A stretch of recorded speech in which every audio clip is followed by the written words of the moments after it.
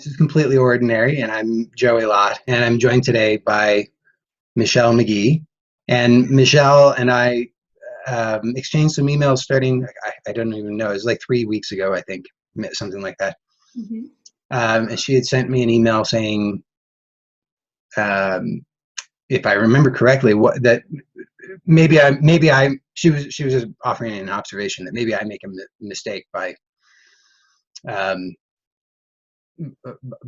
being so resistant to the guru role that I reject people's agreement with whatever it is that I share. Is that fair? Yes. Yep. Okay. And that began an exchange, and I invited her to be a guest on the show. And Michelle has a whole body of work that she's produced, and it's available through several websites, and it's complicated. And so Lewis decided not to join us today because he said he's been grumpy, and I think it was too complicated, and he thought he might make you cry. So Oh no. well, I don't know. I mean, so it's going to be, it'll be the two of us today, and I'm looking forward to this conversation because one of the things that I want to do with this show is, one of the things I don't want to do with the show is make it about I've got the answers and just going to repeat the same perspective over and over and over. I want it to be, a conversation among people who have differing perspectives, different things to offer, and where we can, I think, Michelle, you and I have probably different views on things based on what I've been able to understand from what you, I subscribe to your mailing list to get the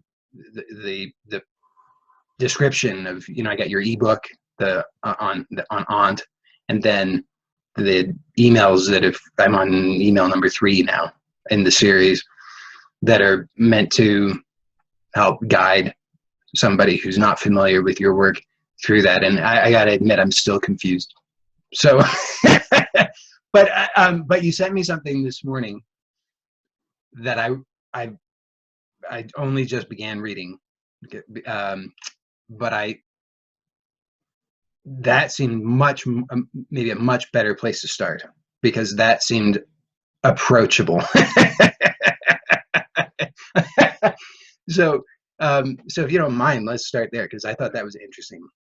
So you sent me, and if there's anything else that you want to add before, I mean, I'm kind of guiding this, but if you want to just jump in and add anything else, feel free to do that. But that I thought that might be an interesting place to start. So I'll let you say something now. Great. It's been kind of a whirlwind for the last couple of weeks for me. Actually, even a few months since I was invited to interview with Rick, which was a week ago. And it feels like I've been diving into being a little bit more aware of where the issues that are of interest to me fall on the spirituality spectrum, which I haven't spent a lot of time doing. I just don't think about it in those terms. I'm a scientist by training. I have a lot of spiritual experiences.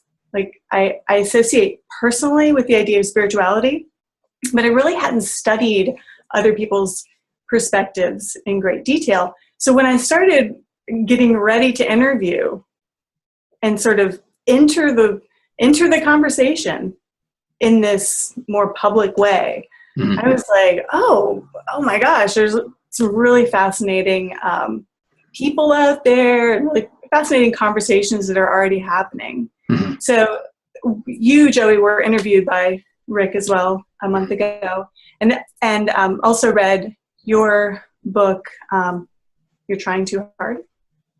Am I getting the title right? Yeah. So those are the ways that I got familiar with what you were doing and your work. So the confused, just to sort of bring it full circle with the work I had, the body of work, and the fact that it is quite confusing in the sense of using a lot of specialized terminology, both from a scientific paradigm and also words that I have made up. Right? And it's not made up so much as applying them in a way that people don't really think about in terms of existential questions. Mm-hmm. So we haven't really said that phrase yet, but I think that's important in understanding my interests overall is like existential questions, like what really is, what really exists, what are the states of being, how are we all doing the things that we're doing? And we can actually relate to each other. We can actually have conversations. Mm-hmm. We maybe have commonality of experiences, or maybe we have something so unique that is amazing, but that, it's hard to put into words, and that kind of thing, which has lots of spiritual overtones. Okay, can I just interrupt briefly? Because I got the impression, at least, that the motivation for your work isn't entirely academic, that there's a motive of your own personal experiences, your personal suffering, your personal striving to understand something to relieve that suffering and maybe offer something of use to others. Is that true, or did I misunderstand? Yeah. So it's a wonderful point, because it's so easy for me to get pulled into either sounding really academic, being framed in really academic terms, which is a total paradox because academics are freaked out by what I do as well. But yes, the reason that what motivates me, obviously, not fame and fortune of, the external sense, is that I see a lot of the conversations that are happening around both spirituality and then sort of those frontiers of science that seem to me extremely a disservice to people who are who are working to keep their life in context that's meaningful, that feels good. You might want to call it relieving suffering, but just more generally, that the conversations around spirituality and science at these frontiers feel like they're confusing in ways that I don't think people are aware, and I feel intensely aware of them, so I want to share that. Mm-hmm. And it's not easy. Well, so when you talk about the frontiers, what is it about those? I mean, when I think about that, I think about terms that come to mind to me are irrelevant and abstract. I mean, and highly academic, but without any context that makes it meaningful or applicable to a person's life. What are your thoughts on that? I mean, did I kind of hit on anything there that seems true to you, or what are your thoughts?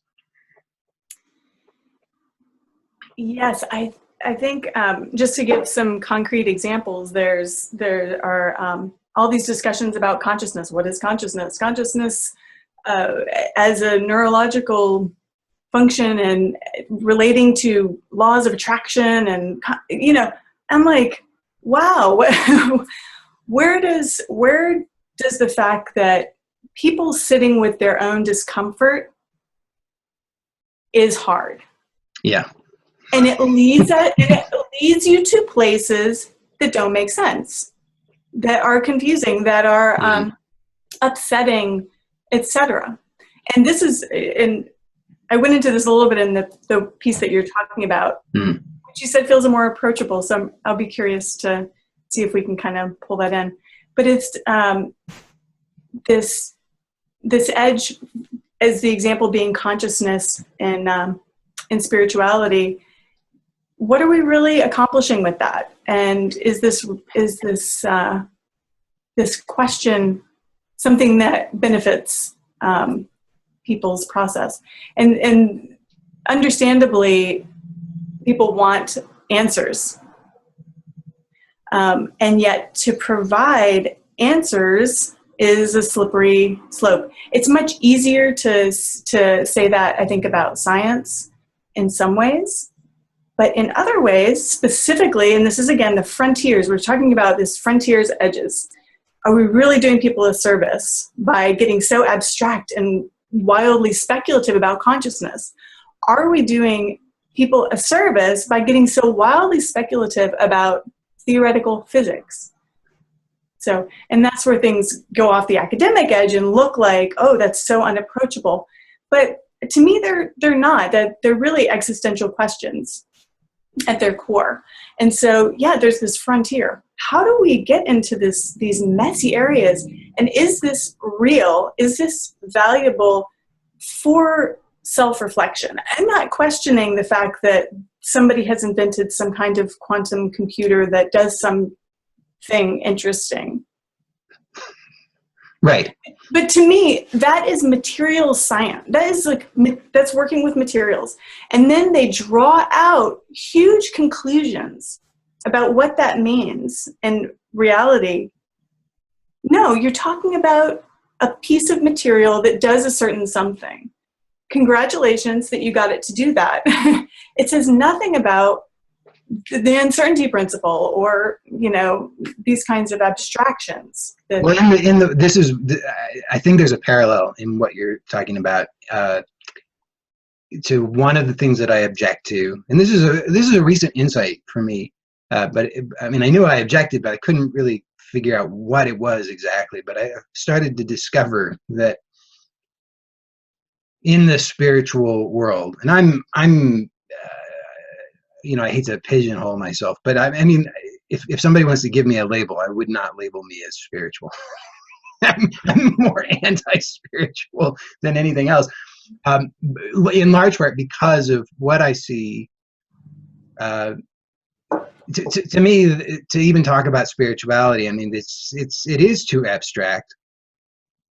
And what I see happening is that there are prescribed practices in various spiritual teachings, and they say, if you do this, then you're going to have this abstract outcome. So if you recite this mantra in the right way, the right number of times, in the right setting, with the right intention, depending on your karma, then you will become enlightened. And that sounds nice, because the sense is, at least, and sometimes it's explicit, that what's going to happen as a result of what enlightenment means is that you will no longer have any discomfort. There will just only be bliss. And so that's a very appealing carrot. People will chase after that without scratching their head and wondering, how does this actually make sense? And then what happens is that when certain whatever the effects are, we don't have to call them effects. Whatever happens. So if a person signs on board and they say, yes, I'm going to meditate now, I've paid for my mantra, I'm on board. Then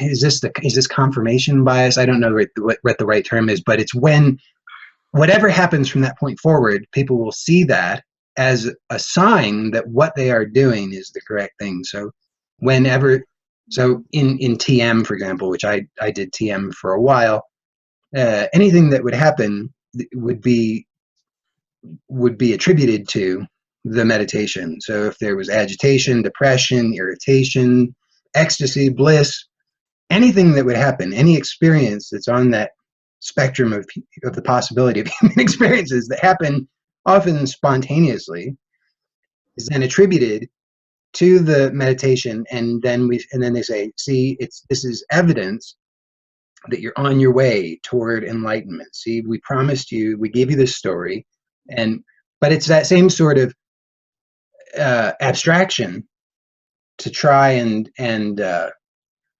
like pat ourselves on the back and take credit for whatever is happening, when in fact it seems more likely that if I sit and I meditate using a mantra, what's actually happening is that there's a meditation involving a mantra that's happening, and that's kind of it. That's my experience. Mm-hmm. It's interesting. I don't have a problem attributing it. It doesn't.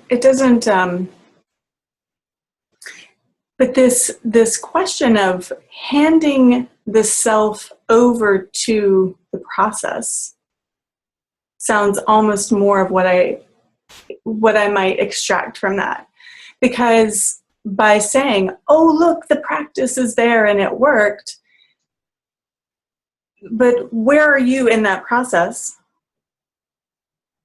I don't know. Is that interesting in any way?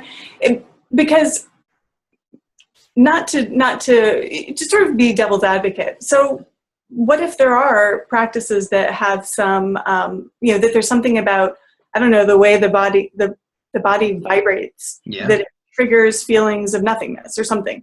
Yeah. Okay. Could be. That seems true in some way.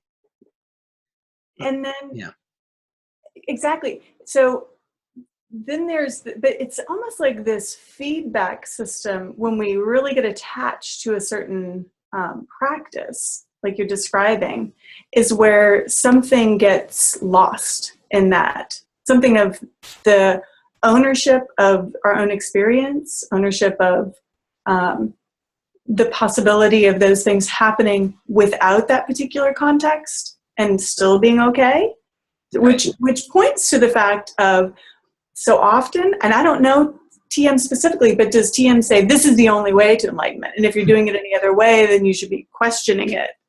I can't remember if that's ever said explicitly, but it's implied. I mean, why else would anybody pay? I mean, once you get deep in, you're $10,000, $20,000 into this thing, and you're doing fairly ridiculous practices. I mean, they do yogic flying, which people refer to as butt jumping, because that's what it is. There's no flying going on. But if you pay $10,000, you're gonna believe that this is the way.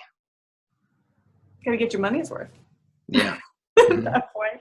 Yeah. I had no idea that there was a cost associated with it. That's a whole other. There's a cost associated with all of it. I mean, even to some extent, even though I'm not offering something spiritual, I wouldn't really. I would prefer that this show is something pure in the sense that there's no cost associated with it. But I think there is, in that, I mean, people are setting aside time to watch this, so there's a cost. Mm-hmm.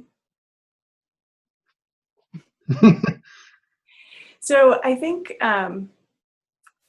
this question of how we attribute things that happen to our process that we're in also points to something that, I don't know if it's easy to extract from some of the other things that I've sent you, but this attachment to dogma and to orderliness, to things being orderly. Yeah. So, which you can think of that in terms of the TM, any kind of thing that has like these set of regimented practices, or some order to follow them in, or some expected outcomes, that you then get into this place of the reassurances of the orderliness that we impose on ourselves. Yes. Mm-hmm. That makes sense to me. I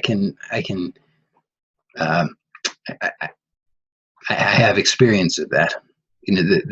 These, because it seems as though I don't. If I'm really honest, I can't find an absolute order. I can't find an absolute anything. I don't know how to. I wouldn't know how to define that. But there is a very strong tendency, in my own experience, to project an order, to project cause and effect, to project this whole structure, so that there's predictability, so that I have a reassurance that I have some ability to do something to protect myself and to not feel bad. That kind of comes down to it. I just don't want to feel bad. But it seems like I don't really feel that it's true, or that it's knowable, that I could know that for sure, that actually is the truth. Mm-hmm. So this is a really good question, and it relates to the complicated work that I'm doing, right? So this question of if the phrase that comes to mind sometimes that I've heard people say to me is incomprehensibly complex. So, Mm-hmm. so if there is incomprehensible complexity, does it mean that there is no complexity as such that is also comprehensible at the level of the universe? Maybe it's not comprehensible here, Mm-hmm. but it's comprehensible by whatever you want to call the source, or, you know, whatever ultimate existential kind of process is happening. Well, if we assume that there is such a thing,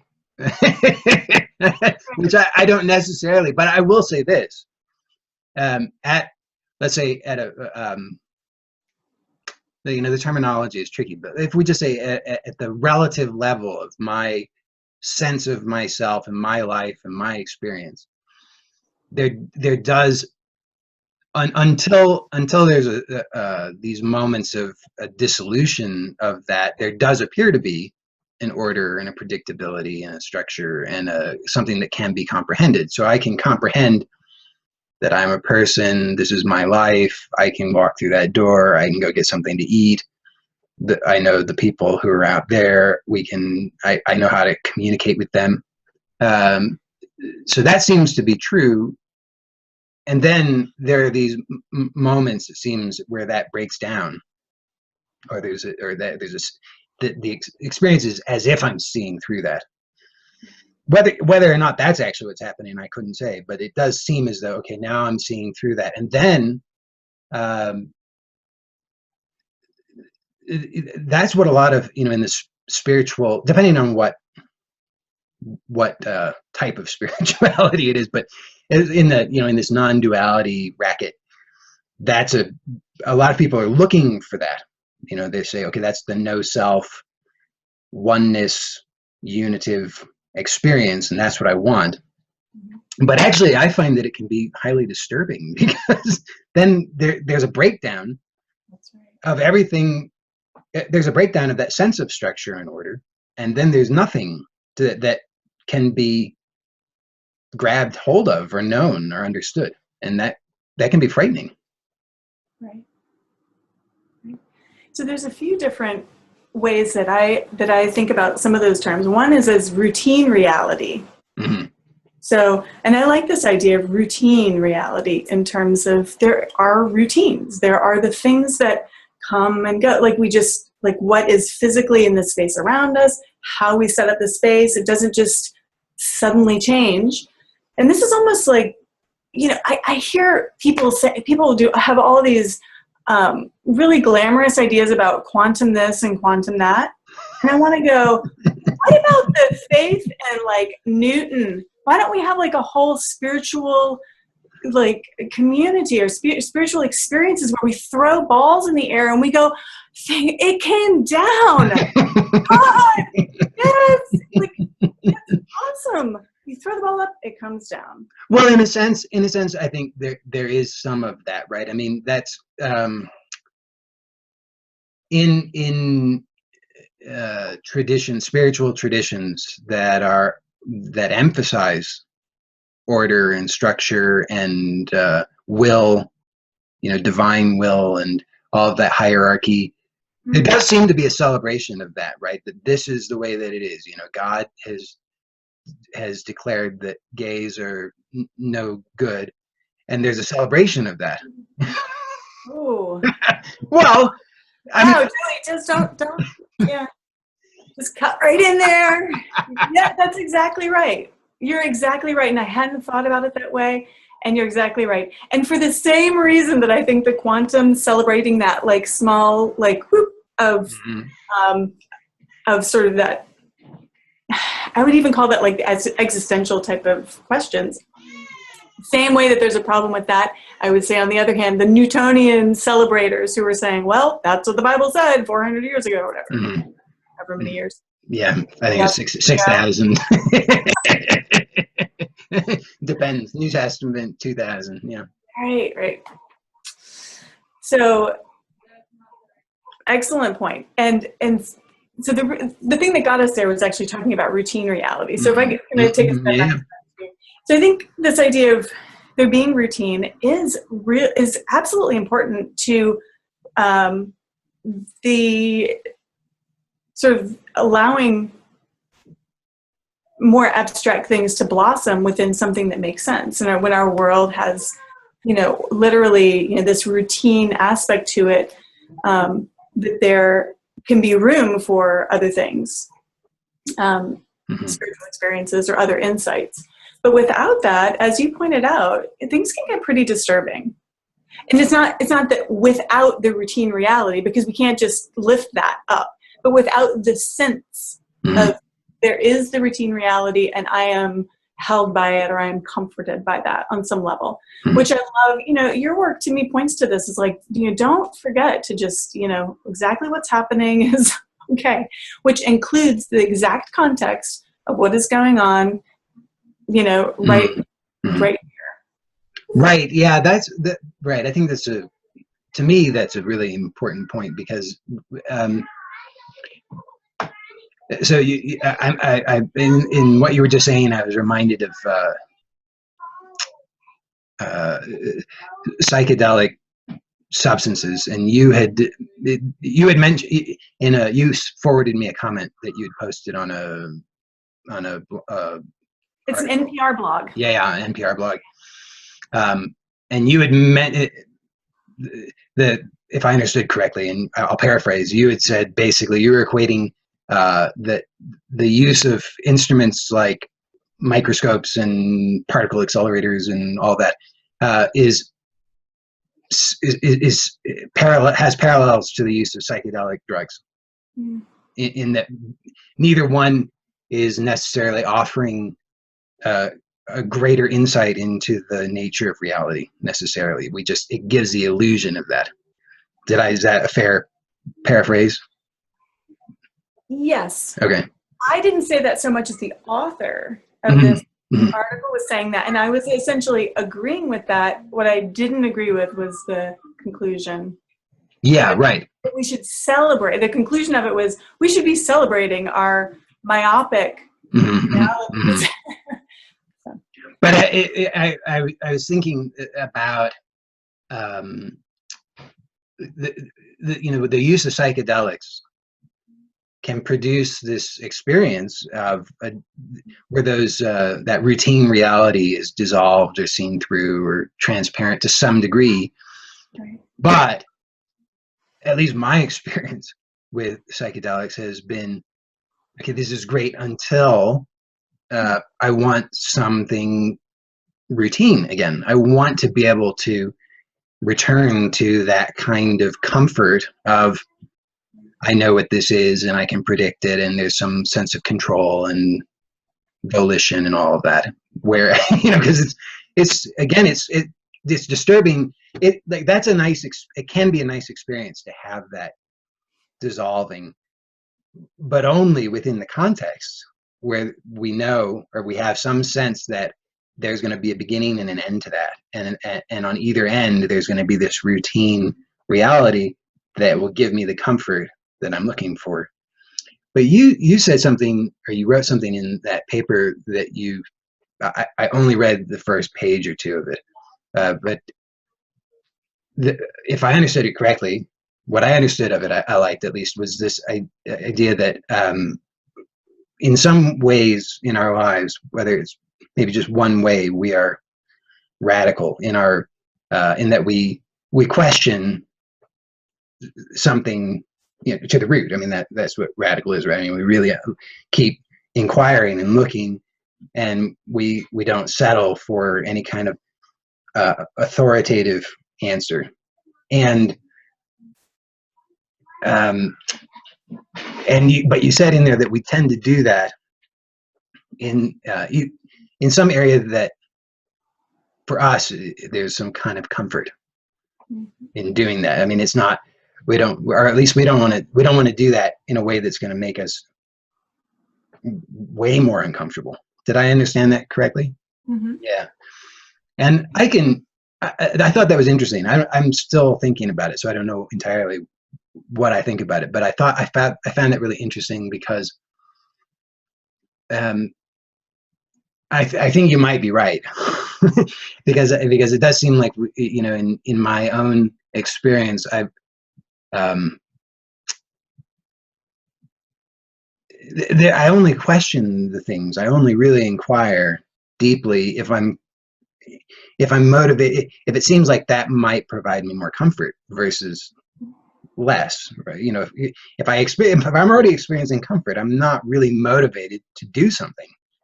I'm motivated if there's a discomfort. So if I feel oppressed by something, or if I feel harmed by something, then I'm likely to inquire in a radical way. Right. But yeah, I don't know. I don't know what else to say about that. I just thought that was interesting.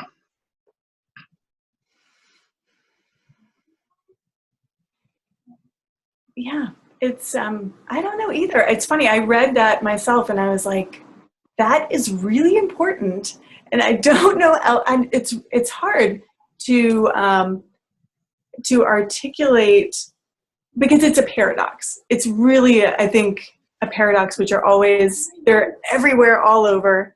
And when we find them, you know, it can be tricky to dip into that. And it feels almost like a paradox that's at the root almost of suffering in some, like just the fact that suffering isn't necessarily even perceived as a bad thing when we are aligning some edge of suffering with the radicalness of our own inquiry. That is not something that we share. This is like the really like an introspective, which maybe we're not even that aware of, is that like really penetrating part.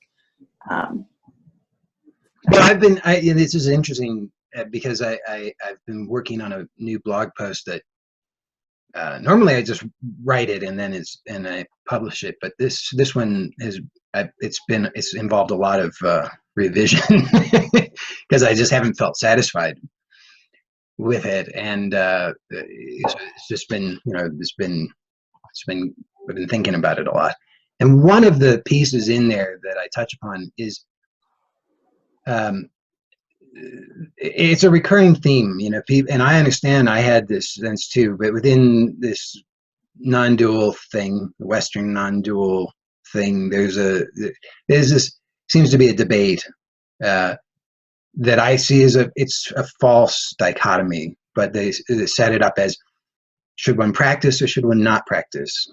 Is practice a hindrance to awakening, or is it necessary for awakening? And the thing that I wrote about that I haven't yet published is that my experience is that I'm always practicing. There's always practice going on. There's something that's being done. I'm becoming more skilled at whatever I'm practicing. So if I'm desirous of some sort of change, then it would make sense to practice something differently. But the question is, to me, not one of practice or no practice. It's just that how do we know what the right practice is? and to me, the way that has come about has been is not even to think really about what's the right practice. It's just to start to inquire to see what is it that's being done. What is the nature of this discomfort that is urging for some kind of, you know, looking. So but the tendency is, because out there there's so much that's being presented as, here's the answer to all of your problems, whether it's this drug or this practice or this car or whatever, this diet. And the chances of one of those ready-made solutions being the answer seems so slim. So it seems like, from my experience, the only time that I've perceived real value from a practice is when that practice has come out of looking directly for myself. So I give in the blog as an example, I used to have whole body chronic muscular tension. It was very, very, very uncomfortable. I still have remnants of it, but it was really intense all the time. And this was for about 10 years. Mm-hmm. And I was very uncomfortable for all of that time. But because I was looking to some off-the-shelf solution, because that was just how I was trained to think, so I thought, okay, it's TM. Oh shit, TM didn't work. Okay, it's this, it's going to be that. Next thing, keep looking for something and trying it on, and it wouldn't work. And it was finally after about 10 years that I was forced, in a way, to just really take a look at what is actually going on. And it was so obvious at that point. I mean, I already knew it was chronic muscular tension, but it was like a light went on, and I realized, oh, the problem of chronic muscular tension is not that I'm not doing TM. The problem is that there's chronic muscular tension. Maybe I could experiment with trying to relax that. Mm-hmm.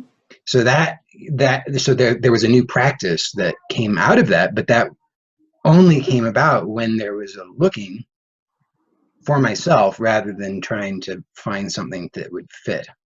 Well, and this is, I guess, two things come up. This sounds very similar to what we were talking about before of, is it me noticing what's happening for me, or is it me getting involved in the process? And so if you're stopping and owning, what I hear you saying is that it was a really deep layer of owning and not trying to solve the problem of the thing through some process, mm-hmm. but the very fact that you were seeing it for what it was gave you the solution. Yeah. Mm-hmm. And as simple as it seemed and was, there was a process, there was a resistance, or whatever, term makes sense. There was resistance to that. And how do you feel about it? I'm interested in just generally what I experience as the paradox of when you finally get to the thing that you've needed to get to, it's like such a relief to know, well, one, to have that clarity and that opportunity, but that it's so big and so small all at the same time. Yeah, well, for me, that particular insight,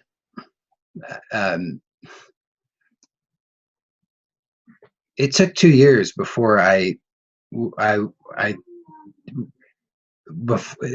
could say it began a process of whatever that I wasn't conscious of, whatever that would mean.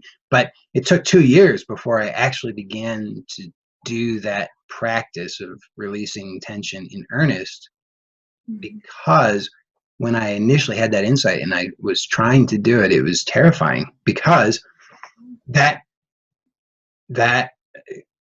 chronic contraction was offered a sense of protection, that offered a sense of empowerment, because my model was that I'm here and there's a big bad universe out there, and that's really scary, so I need to protect myself.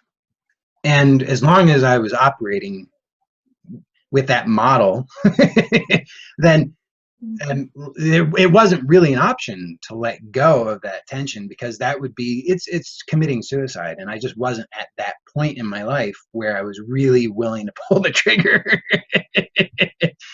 So in a sense, there was maybe this inquiry going on of, who am I? Which is so cliche, but it's just questioning, is this model the truth? Because I've assumed the model was true. You mean the model of the attention? The model of who I am and my relationship to the universe, this whole the danger there. Yeah. I see. So there was a questioning of that going on. Is that true? Is that actually, because the tendency was for me to interpret everything that was happening through the lens of my model, my belief, and but in doing so, I was ignoring a great deal. I had to ignore all the facts, the reality that didn't fit neatly into my model. And so as that inquiry began, there was just slowly this kind of letting in of, wait a second, that this experience doesn't actually fit into the model, doesn't actually make sense. So little by little, there was this kind of loosening of the model, and then realizing, I don't need the model because it's not helping.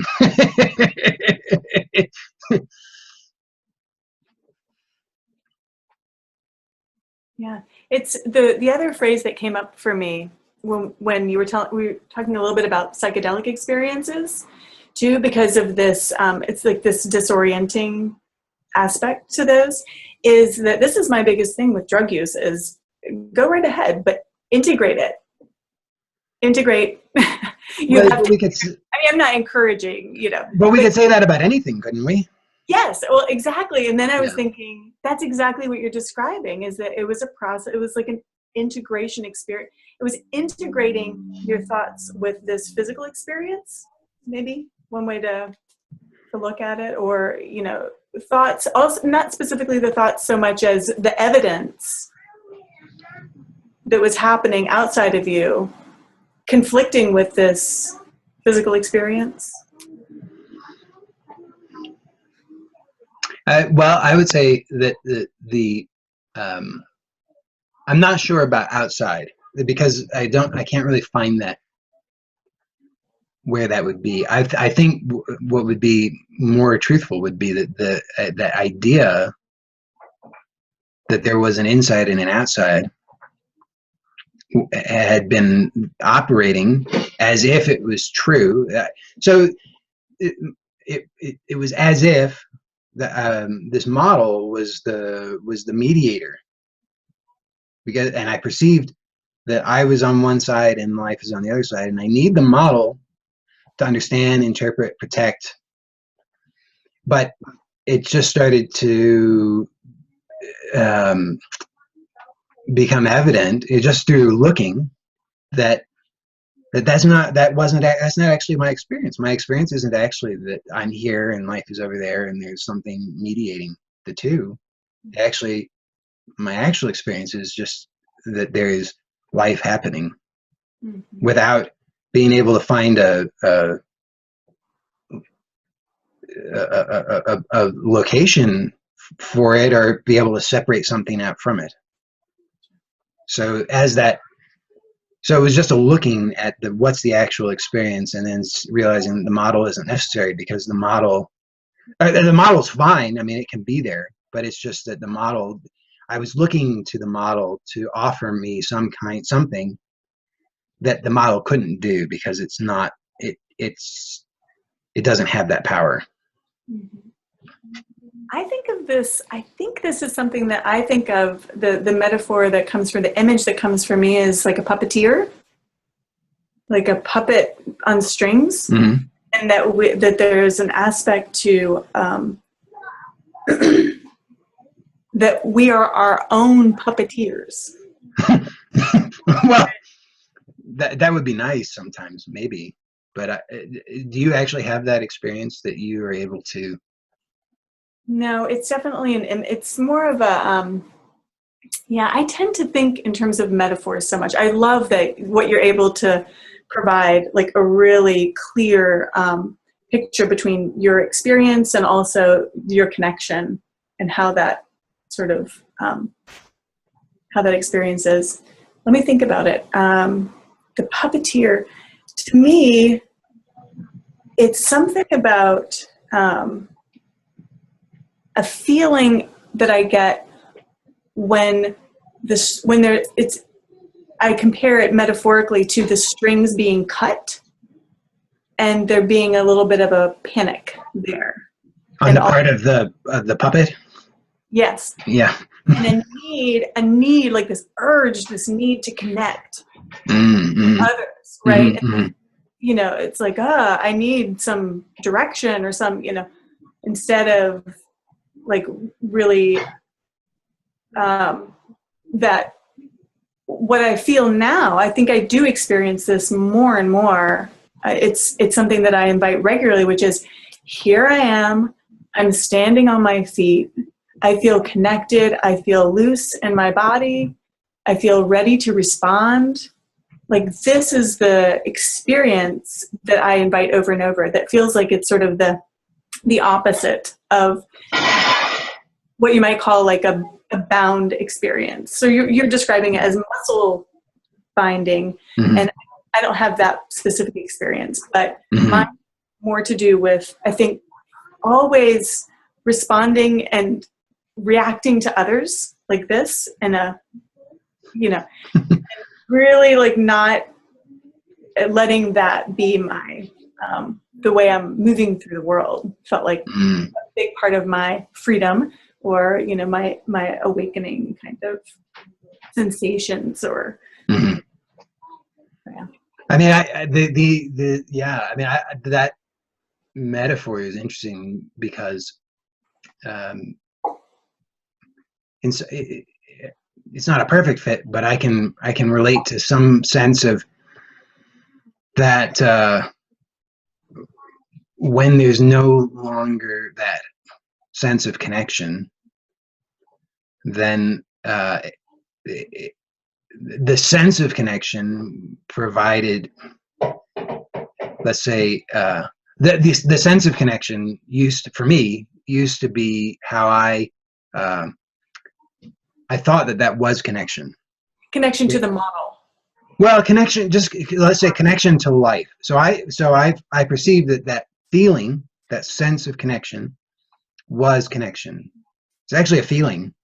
I don't know that it means that, but I thought that the feeling meant connection, and so if there was an absence of that feeling, I'm in trouble. I don't have connection. I need connection. Connection is essential. So I got to get that feeling back. So I am kind of addicted to the feeling. I need that feeling. I have to have the feeling that's always providing the confirmation that I'm okay. When that, in a sense, became impossible to find or recreate any longer, because I flirted with it for a while. You know, there would be these, because in a sense I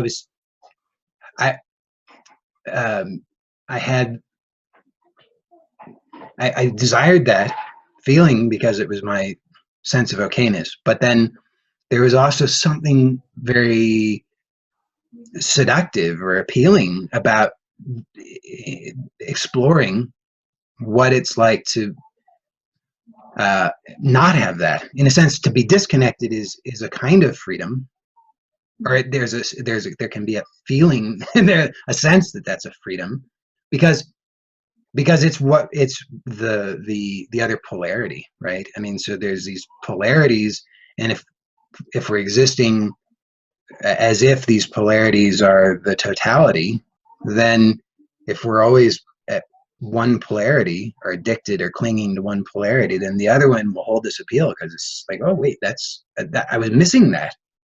It wasn't really a wholeness, because I had to exclude the disconnection. So then there's an appeal to experience disconnection. So I flirted with it, and then but then I would run up that I'd experience that kind of disconnection, and then it would be terrifying. Oh no, I'm all alone. That was horrifying. and this is in the context of years of searching for enlightenment, of being, right? Yeah. So and that probably had layers and layers of that, in terms of, but I've got to be all with one. Well, because right, because there were, again, because I interpreted certain experiences and feeling states to have, um, to be my guides in the process. And I thought I would interpret certain experiences as good and certain as bad. So when I would sit in meditation and I'd have an experience of disconnection, but I would call that experience, because of the context, I would call that experience oneness. And I think, oh, that was really nice. I want more of that. But then in other contexts, I would start to kind of it just sort of spontaneously happen, where there would be this sense of moving in a direction of disconnection, and then there'd be an appeal to it. I'd start to chase after it, and then all of a sudden, oh, I'm disconnected. Wow, that's really scary, because it's not the right context. Mm-hmm. And that that continued for years and years and years, and then I don't really know. I guess it was just that eventually I stopped being able to believe that stuff the way that I was, because it didn't seem like, well, I guess because going back to something we were talking about earlier, that there was enough discomfort in that, chasing after one, clinging to the other, and trying to figure that out, that I finally was pushed to really begin to inquire in a radical way. And I think that was the point at which there was a opening up, or a realization that I don't need to chase after either, that they come and go as they do. So, mm-hmm. Yeah, got to turn that up. Hold on. Here we go. So I'm curious. I had a thought come up, as I'm not familiar with the whole body of your work. I've read the book that I was referring to, that You're Trying Too Hard. Mm-hmm. But this fundamental invitation and sort of realization that you're sharing of your experience as it is right now is what it is, and it is acceptable the way it is. Am I? Yeah, that's as good as any. So what happens? Do you have a sense of this on a, like, rather than just as an individual process, as an everybody process? And what does this do? So in other words, it's not just me that's having that experience, or that has that permission, you might say. But what if that permission is for everybody? That's how I mean. Yeah, right. Well, that's how I perceive it. I mean, that's what I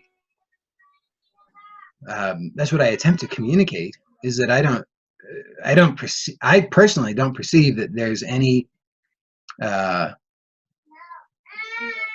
there are rules that need to be met or abided by in order for anybody to be acceptable, anybody's experience to be acceptable.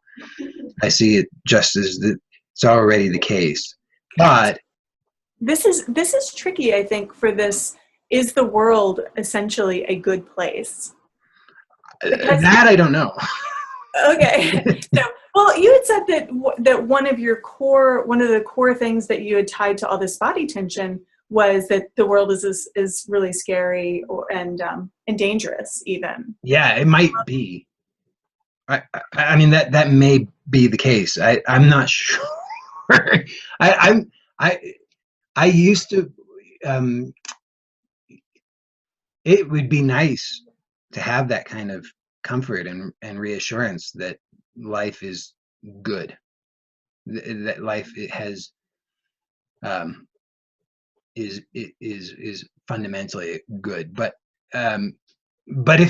my sense of it is that if it's good, if we want to call it good, that it's not the same good as my idea of what good is, because my idea of good doesn't involve, you know,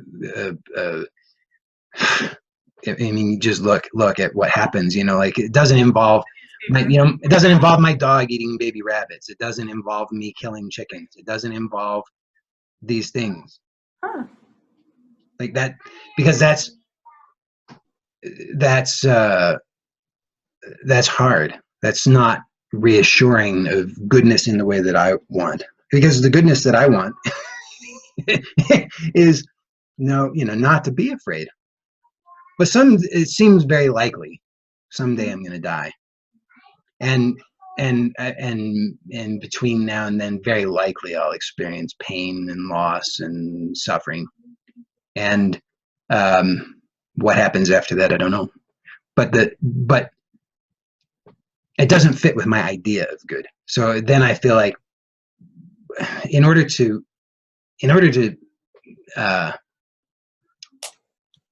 make that good, what a lot of people do is they make this leap where they to something very theoretical, where they say, well, there is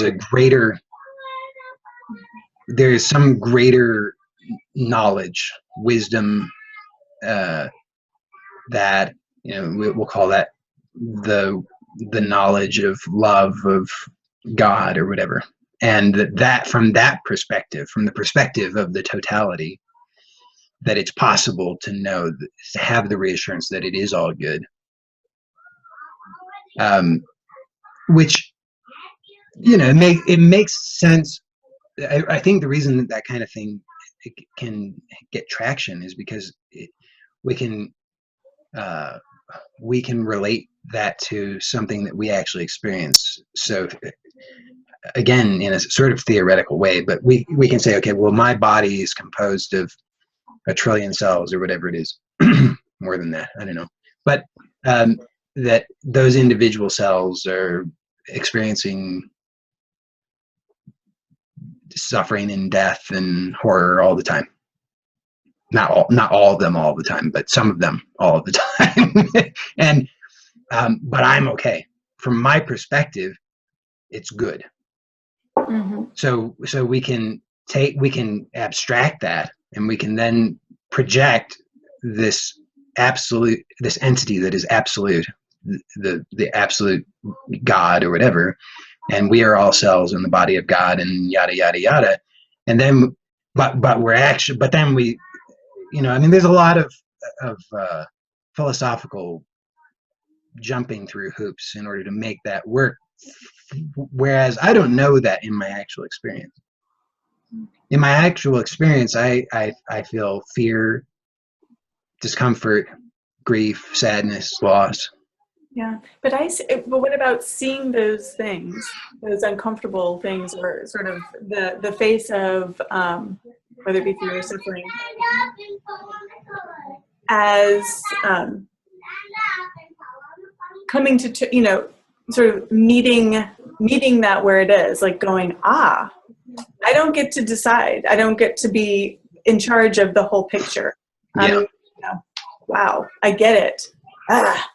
Or yeah, well, I don't know that. Yeah, right. I agree with all that. I mean, from my actual experience, that's what that's what happens, except for the I get it part, because I don't get it. It's more that for me, it's more of a I don't get it. I really don't get it. And but yes, there's nothing that I can do about it. That all of the effort to try and do something about it makes it worse. And so so that's what it is. So it is what it is, and I don't know what I don't seem to be able to do anything about it. I mean, the only escape hatch that we seem to have is to kill ourselves, but we don't know what that means. So we're kind of stuck with no matter what we're stuck with. I don't know. That's my experience. I should say, no matter what I seem to be stuck with, I don't know.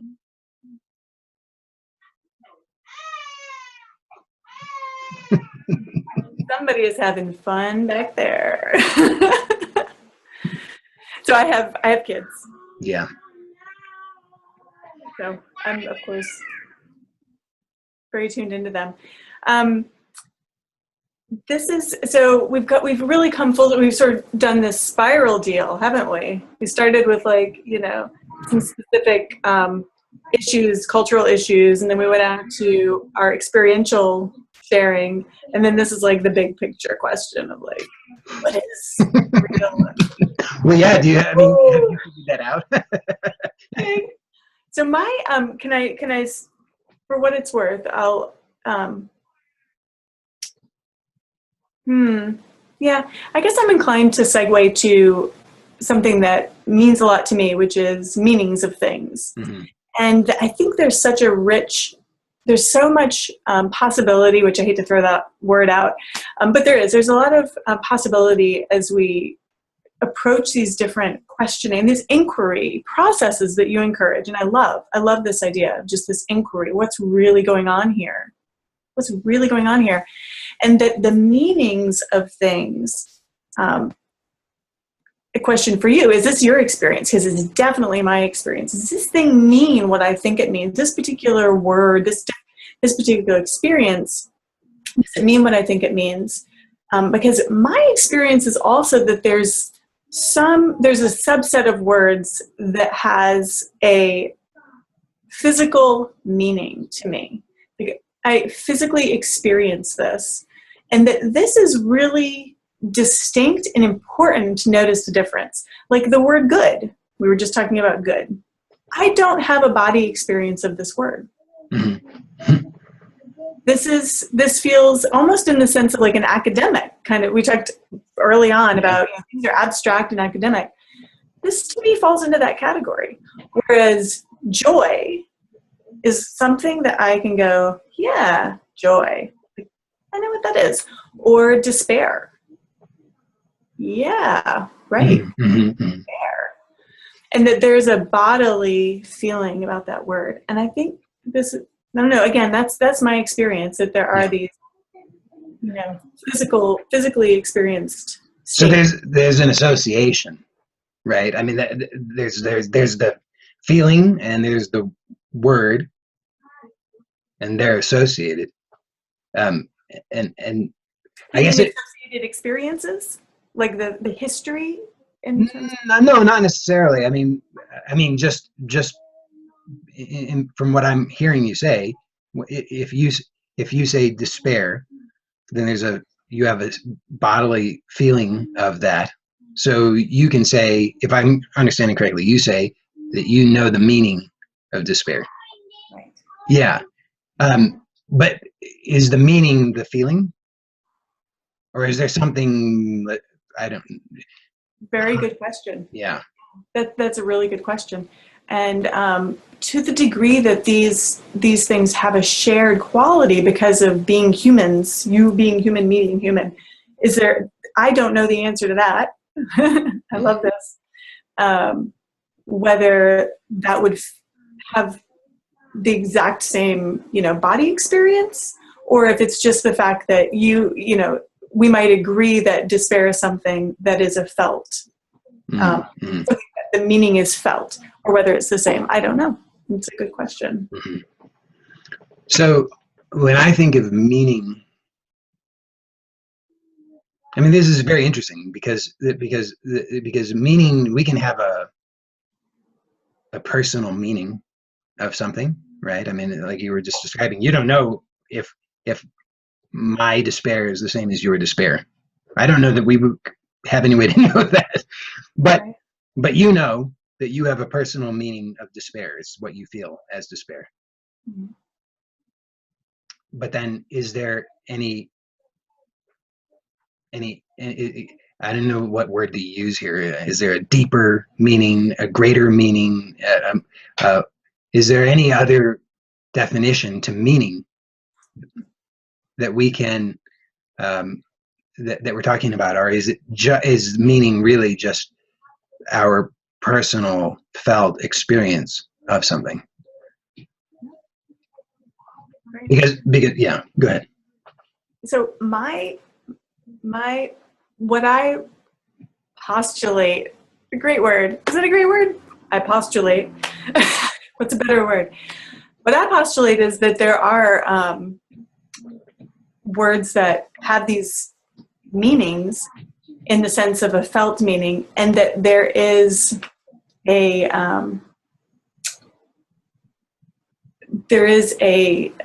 existential meaning to this. That it's actually an existential, even beyond human, to more of a general. When we talk about all of existence, that this quality is something that could be found regardless of species, which is a bit of a leap. But still, to say that there's these existential qualities. So existential questions, is this a word that everybody knows? And we don't have to go into detail about it, but I think so. I assume. Yeah. And so another word that is roughly the same as existential questions are ontologies, right?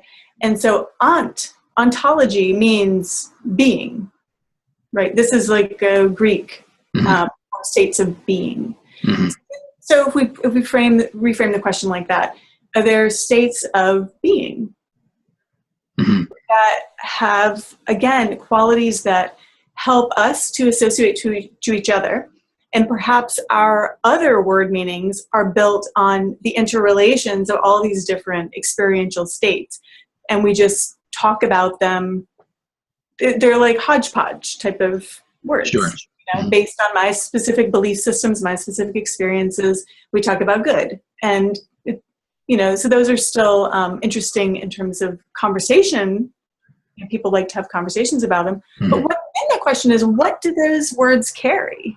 What are they really carrying? So I would say this raises the interesting question of what it means to have both a personal, subconscious, or unconscious processes, and also unconscious, what you might call unconscious processes at a cultural level or at a social level. That these same things that are unconsciously experienced by us, and we might experience them through resistance and avoidances, all kinds of things, that these things have cultural equivalents. That there is actually a whole level that we, and I think of it actually insofar as sabotage, like cultural sabotage, that when we fail to recognize that there are unconscious things that have brought certain systems into existence, that we can't even have meaning conversations about them. Right? You're talking about good, I'm talking about good. And we can't, we're not, right? And so for two reasons, and it's one, because we're talking in these terms that are not essential enough. Like we cannot, with these other types of words, we can't really get down into the conversations that are more, unifying would be one way, I don't know, just. So with your work with Aunt, you are defining these states of being. Is that, yeah?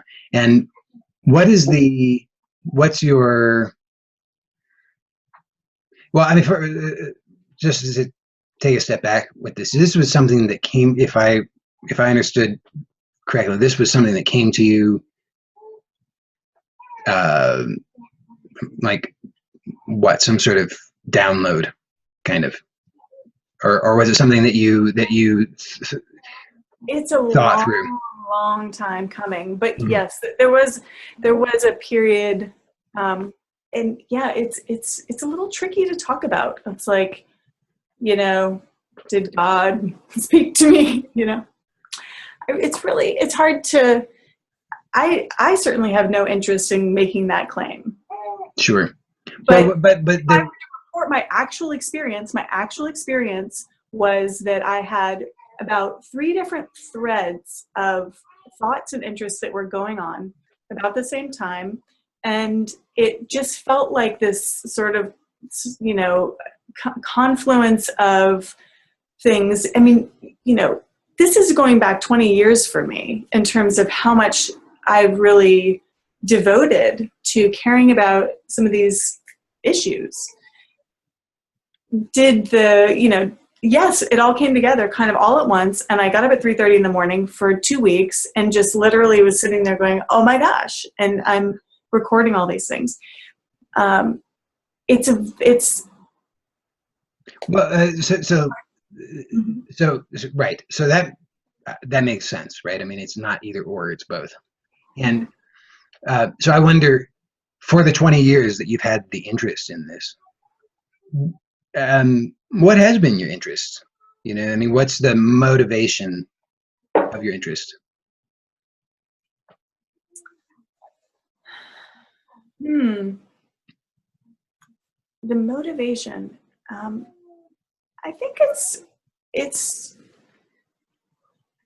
a sense of mine that there's unnecessary suffering going on some level.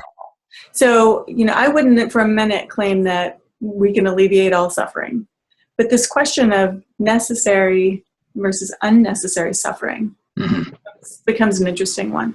And so I think, what I see as unnecessary suffering around what we've originally started talking about, these frontier areas where there's so much abstraction and so much speculation about questions. And, and while I want to tell people, hold on, at the same time, I'm proposing something that looks like, where did you come up with that? And that sounds like, brainwashing. Yeah, it's a huge paradox. And yet it's something I feel is very comforting to me, and comforting and also meaningful and important to me personally. So I don't feel like I've wasted a minute doing it. So. Well, have we really been talking for 2.5 hours? No, we started at 1. It was a time change today. Got it. Okay. Yeah. So you for 20 years, you've been motivated, at least in part, by what you perceive as unnecessary suffering, and this work is something that you see as possibly contributing to relieving some of that unnecessary suffering. Yeah. And then this I'll just refer to it as a download. This download occurred 5 years ago, something like that. No, this was about a year ago. A year ago. What month is it now? March. Yeah. Is that right? Yes. Okay. Just over a year ago. And was there any sense when this download was occurring, was there any sense of, did the download itself have an intention or a desire or a motivation behind it? Yeah, I mean, I think roughly there was a sense that there's an opportunity for something that looks like an I Ching. So we know this ancient book of divination. It's beautiful. I don't know if you have any experience with this, but I love it. I'm familiar with various tools of divination. I've proposed that most things are tools of divination. I know. I love this. Throw the dirt and then just look at the dirt. Yeah. For sure. So in the sense, the thing that I like about the I Ching is just the orderliness, and the fact that it also it's a really nice way of helping people think in layered ways, because we're not really always that patient with our own process. Right. Sure. Things and to see, there's the self, there's the community, there's the relationships within the community. So I liked this particular tool for that reason. So it was an invitation saying, I think there's something in the work that I've been doing that goes back much further, that maybe it's like a natural unfolding of this, which I see. It's almost like, little, I don't know, precious something that you unfurl, and then it has this bigger meaning and this order that helps with processing again, just the layers of things, how experience and culture and relationships, layer in, and how they're relating. And so it came together with that. I guess that was the motivation, roughly, was to create something like that. And the purpose of that being to relieve this unnecessary suffering. Yeah, okay. And create for clarity. Yeah. So the unnecessary suffering, I mean, there's unnecessary suffering. My experience, at least, is unnecessary suffering. I mean, because I can relate to that. I use the same term. And so I perceive unnecessary suffering at the level of the individual. My own, like I was describing earlier, if there are models that are not true or useful or necessary, that produce pain, that's an unnecessary suffering. And then there's unnecessary suffering at the level of relationship, like to a couple or a family or a clan or a neighborhood or whatever. And then there's unnecessary suffering at the level of a let's say, like a nation state, that has that kind of identity. I mean, there's so many examples of that. And then can I add to that? Yeah. Maybe you were going there, which is a huge paradox. The unnecessary suffering of forcing the idea of raising consciousness and evolving, and everybody's got to enlighten on people. Yeah. This is very dangerous, because I personally see no reason to believe that the ways that people, many people, are able to function in this world is not perfectly acceptable. That there's not a need, there's no need for judgment of, oh, they're not as enlightened, they haven't experienced these things. No, and frankly, I really wouldn't wish it on my worst enemy to go through. It's really, in terms of suffering, necessary and unnecessary suffering, what I'm saying is to say that someone else should enlighten themselves is to say, go and unnecessarily suffer yourself, with a few exceptions, and I don't know how to define those exceptions. I can't be the person to say you should, and some people clearly get there and invite that, and that it's a good thing as well. That's the paradox. You mean some people will become enlightened and then invite others to it? I mean, I'm curious who those people are. I mean, how would the unenlightened know? That's right. Yeah, that's the trouble. And why would the enlightened care? That's the other thing, But yeah, right. I agree that this whole notion, I mean, that's why that's a big part of why I'm anti-spiritual, is because I see that it's try to find the right word that's not going to be I don't know, I'll be offensive. I mean, it's fascist.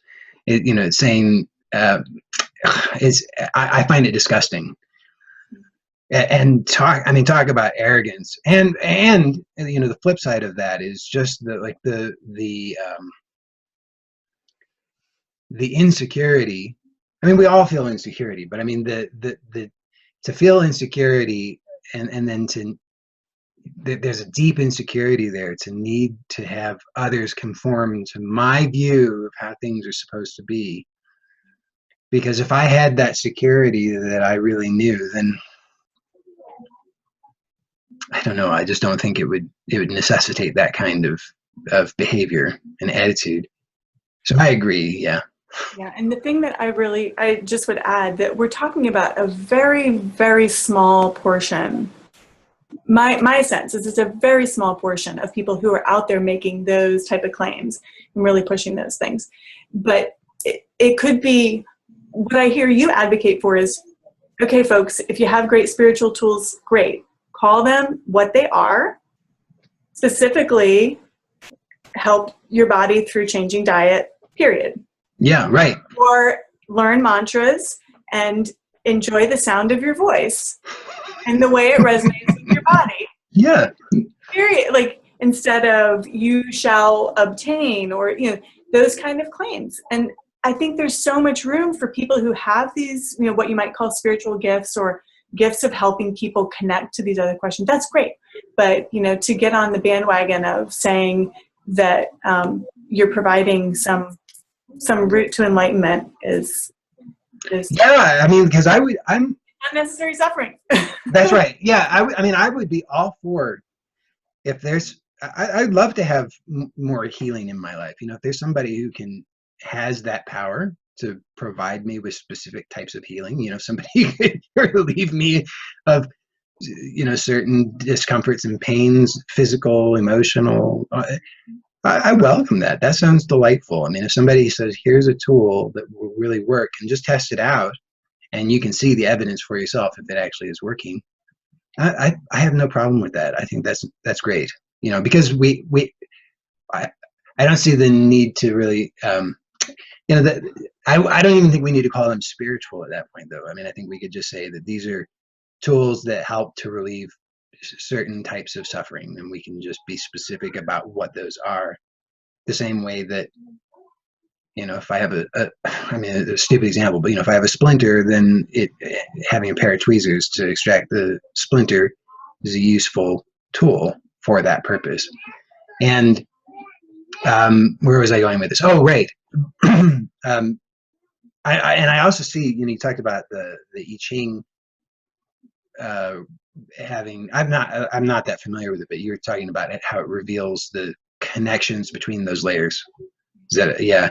And I see that, you know, the unnecessary suffering at the level of the individual is not distinguishable really from the suffering at any other level, because, you know, if I experience suffering, I mean, I'm witness to it, where I experience suffering produces unnecessary suffering in my relationships with my family, and that produces unnecessary suffering in their relationships with others, and on and on and on it spreads.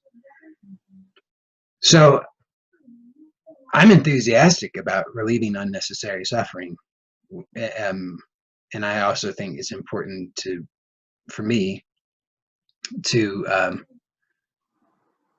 say that I don't believe personally that I don't have the power nor the wisdom or insight to be able to relieve all suffering, and I don't know that it's even possible.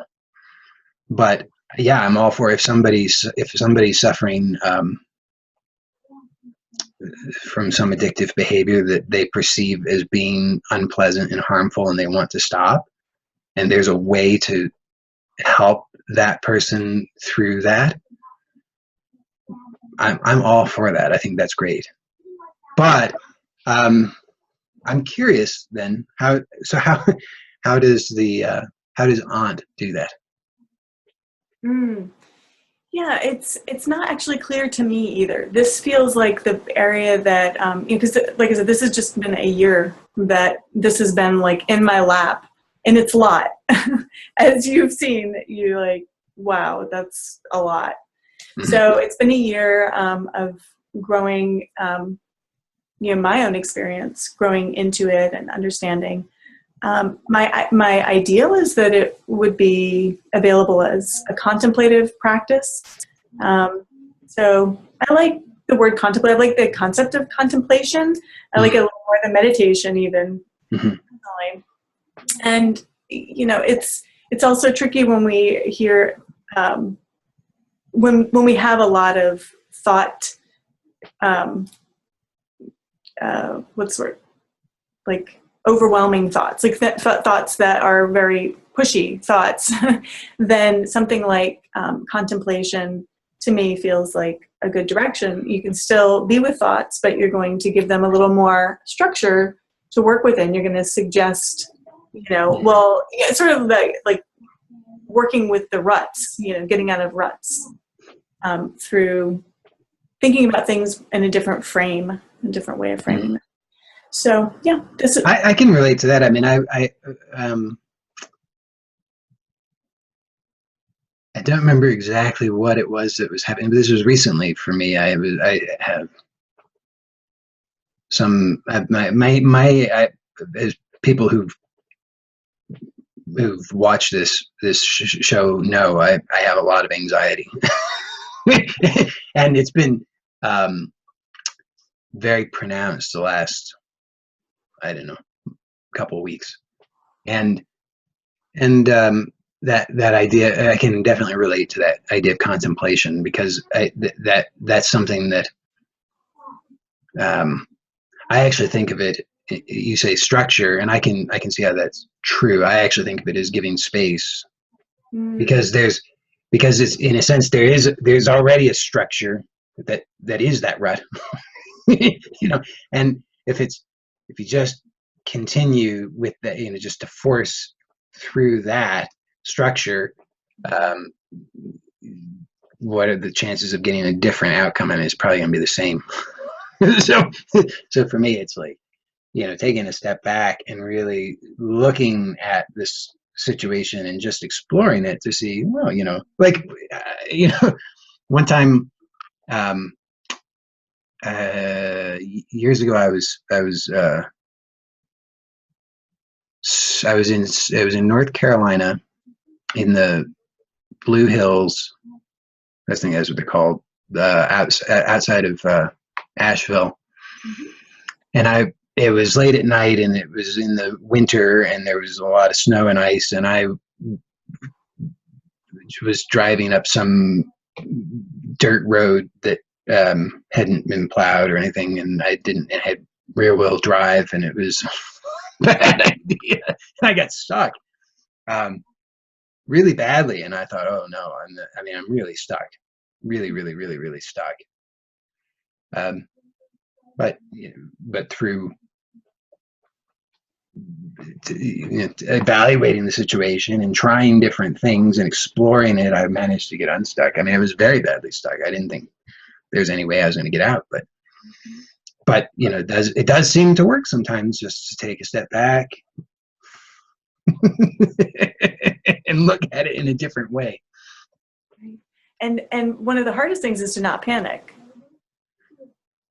That's a really good example of, just the panic of, I can't do any, it's not even worth trying, because the situation is, looks hopeless and it looks difficult.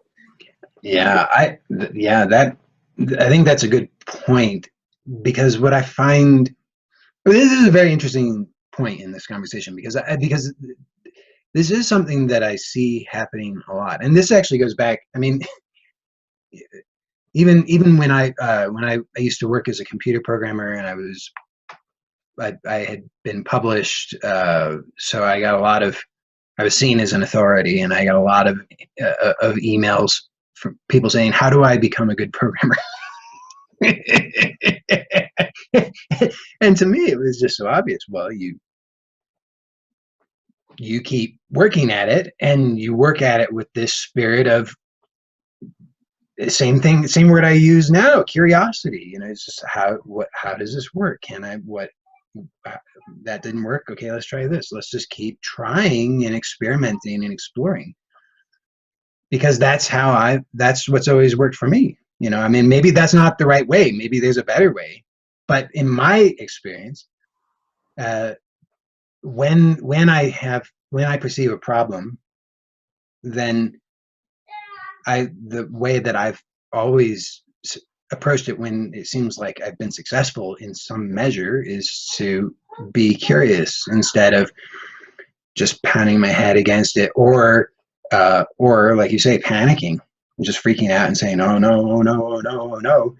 And I try to suggest that to people in many ways. People who, I get a lot of emails from people who suffer from really bad depression, and I can relate. I've had a lot of depression, and but what I see happening often is that people who, they say, help me, help me, help me, what's the answer? And I say, I don't know. How could I know what the answer is? there are some things that might be worth exploring. Like I could make some suggestions of things that would possibly be fruitful avenues of research and experimentation, but how could I possibly have the answer for you? And so, or the answer is be curious and try different things and experiment and be experimental in your life. But that's not the way that we're trained, right? I mean, we're trained that somebody's got the answer. Which is unfortunate, because then we end up with so much unnecessary suffering. Right. And that certain rewards, there's also that reward mentality that I think equally, we expect certain consequences and rewards for doing good work instead of the satisfaction of the work itself. Feeling like, you know what? I asked the question, I went in there, that intrinsic reward of curiosity or, wondering that you're talking about. But I can understand why, because I've had experiences of such, for me, what I felt were so intense, or have been, continue to be so intense, emotionally intense and physically intense forms of what I'll call suffering. I can understand how it cannot seem like enough. So, because for me, until the suffering became so intense that it was clear that if I continue doing what I'm doing, I'm gonna die. It's just, that's the trajectory I'm on. So I don't want that. Even though, there was something about that where I felt like, oh, it would be such a relief, but I really didn't want that. So it became clear, well, I've got to do something different. And even if what I do doesn't produce these miraculous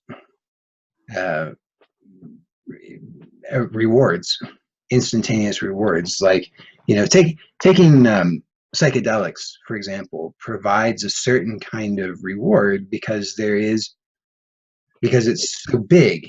It's such a big change, and it's quick. I mean, within 45 minutes, an hour, you can have this big change, or even less, depending on the substance. And so that was the context that I was coming from. I'm thinking, okay, I need something that's going to fix me, make me feel better right away. And, like smoking cannabis provided me that for a while. Same sort of thing though, but then, blessedly it stopped working. And so I was just left with, oh, okay, well, I guess it's just little baby steps then. And then, but I think it's so hard for people to maybe impossible for a person to accept that, just those little tiny, almost imperceptible little rewards as enough, because maybe it's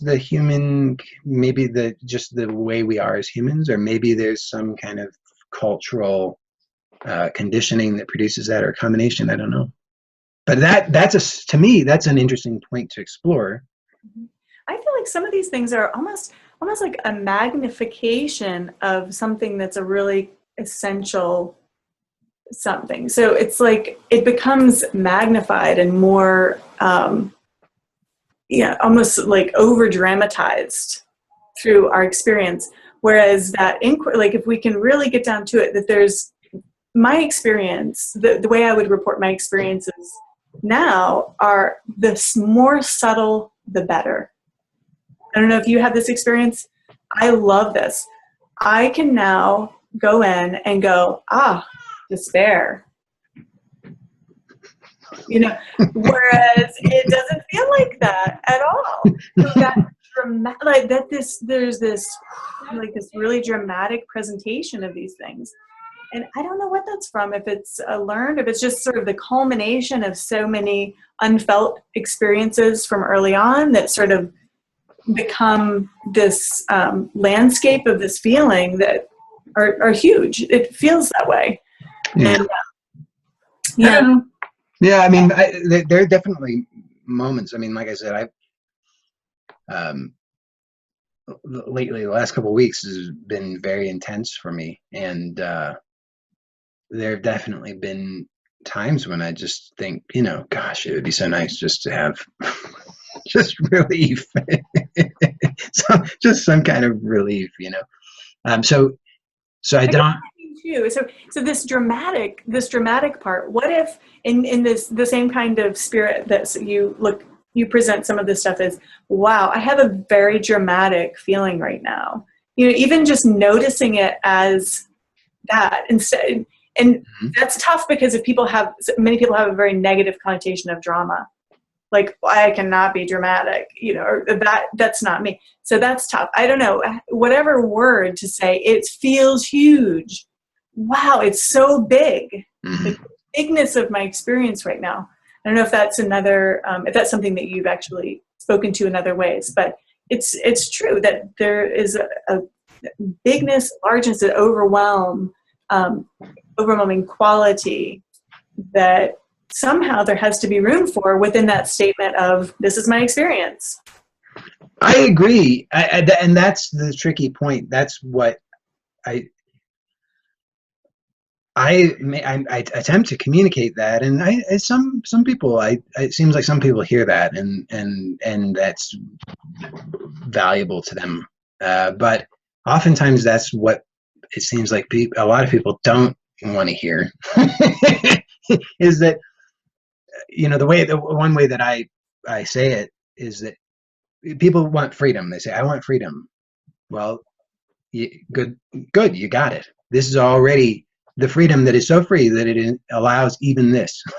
Because it seems very clear to me that if what we want is freedom, then we're not actually in pursuit of freedom if we're in pursuit of something that excludes. Right? That couldn't be freedom, because that's exclusive. It says no to certain things. It says intense experiences are not allowed. That's right. But freedom necessarily allows the intense experience. And so in a way, that's good news, bad news. It's the bad news is whatever happens, that's also freedom. And that there's nothing that's not included in that. So even really, really, really horrible things are included in that. And we don't get protection from that, which is that's what I was pursuing in my spiritual practice. Was I want protection from the horror of life, and it turns out it's not available. or if it is available, it's not worth the price, because the price would mean being cut off from life. So what I said, that was the bad news. The good news is what? The good news is that it's already here. This is it. But yeah, I mean, that's the ongoing, for me, that's the ongoing opportunity, we'll call it, is, wow, this too, really? Yes. Yeah. I love it. So maybe that's a good stopping point for today. I think so. Yeah. Thank you so much. Thank you. And yeah, so we'll say bye to our audience.